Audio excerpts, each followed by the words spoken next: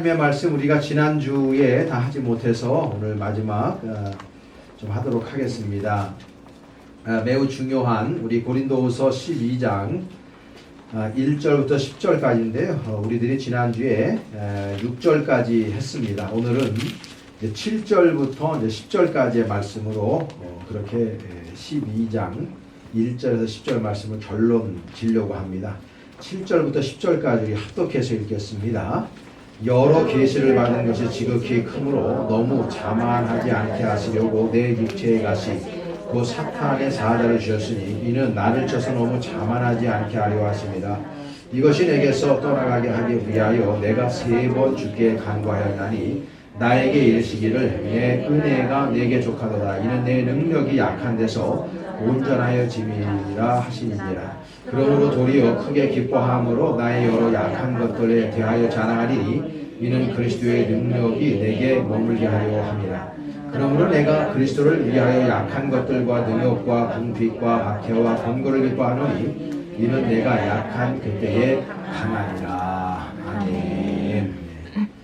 이제 결론을 지으면서 제가 지난주에 결론 지으면서 7절 말씀에 있는 여러 계시를 받은 것이 그랬단 말이에요.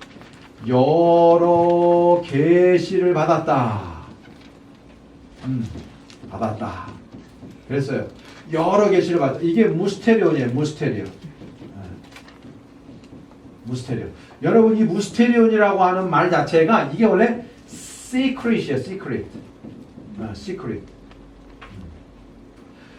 이게 독일 말은 das Geheimnis. 이게 표현하는데 이게 유명한 말이에요. 이 secret이죠. 여러분들이 신앙생활을 하면서 여러분들에게는 하나님과 여러분들 간에 secret이 있냔 말이에요. 무스테리온이 있냔 말이죠. 여러분들의 예수님에 대한 경험을 많이 하면 할수록 여러분들의 무스테리온은 훨씬 더 풍부해짐으로 말미암아 그 무스테리온 때문에 여러분들의 신앙이 더 성장하고 여러분들의 신앙이 깊이 있게 주님에게 잇대어질 수가 있는 것입니다. 아멘. 왜 교회 안에서 수많은 교회들이 예수 믿는 것 이외에 다른 비본질적인 문제를 가지고 다투고 싸우고 경쟁하고 미워하고 질투하고 있느냐는 거예요. 왜 교회에서 복음의 본질이 나가지 않고 비본질적인 문제들 때문에 교회들이 앓고 있느냐 그거예요. 그 이유는 하나밖에 없습니다. 이 무스테리온이 없기 때문이에요. 예수를 10년, 20년, 30년을 믿어도 이 무스테리온이 없어. 하나님과의 깊이 있는 영적인 교제가 없는 거예요. 예수 그리스도를 내가 원인적으로 깨달아 본 적이 없는 거예요. 그러니까 사도 바울 같은 사람은 주님을 너무 깊이 있게 인격적으로 날마다 우리가 지난주에 얘기했는데 그분은 3층전까지 갔다 왔어요. 하나님 아버지가 계신 그곳까지 갔다 왔단 말이에요. 그러니까 그분은 다른 사람이 가지고 있지 못한 무스테리온 그 신비 비밀을 가지고 있는 거예요. 그러니까 이분이 얘기하는 그 말씀이 일반 사람들이 도대체 알아들을 수도 없고 일반 사람들이 이해할 수 없는 이야기들을 하는 거고 세상 사람들이 받지 못할 이야기를 하는 거예요. 이분을 세상은 감당을 못해. 이분을 감당을 못하지. 왜? 하나님과의 무스테리온이 그렇게 쌓여져 있는 사람을 세상이 어떻게 감당합니까? 여러분 코로나19 때문에 두려우세요? 하나님이 더 두려운 걸 아셔야지. 그 하나님이 더 두려운 걸 아는 사람이 어떤 사람이냐? 무스테리온을 경험한 사람이 아는 겁니다.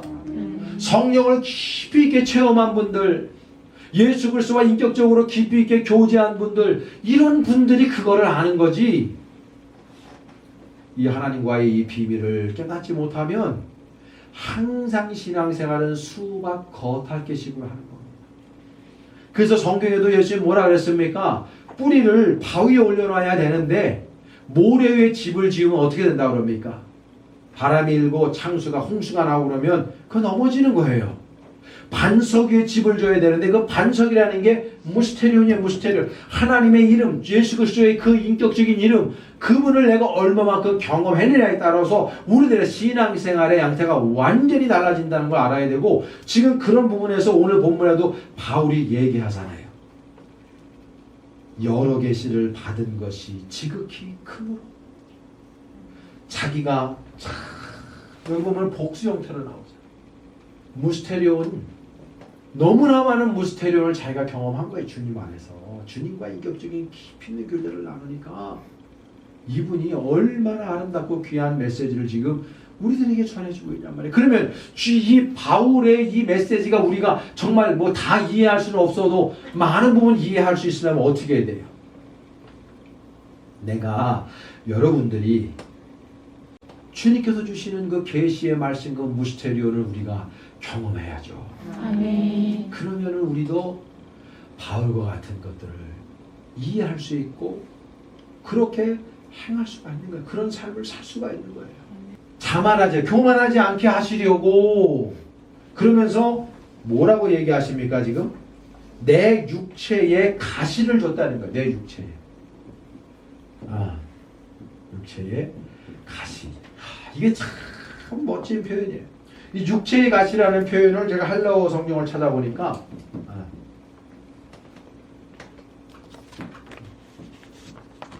스콜로프시 테사르키 이게 표현이에요. 이 스콜로프시라고 하는 말이 무슨 말이냐면 이게 말뚝이라는 뜻이에요. 말뚝. 말뚝 아시죠? 말뚝. 이거는 육신이고요. 이건 정관사입니다. 말뚝을 박았다는 거예요. 내 육체에. 육체에 가시라 그러니까 조그만 이렇게 뭐 가시 박힌 게 아니고 주님이 내 육체에 말뚝을 박아버린 거야. 여러분 이 얘기를 들을 때 여러분들이 무슨 생각이 드세요 지금?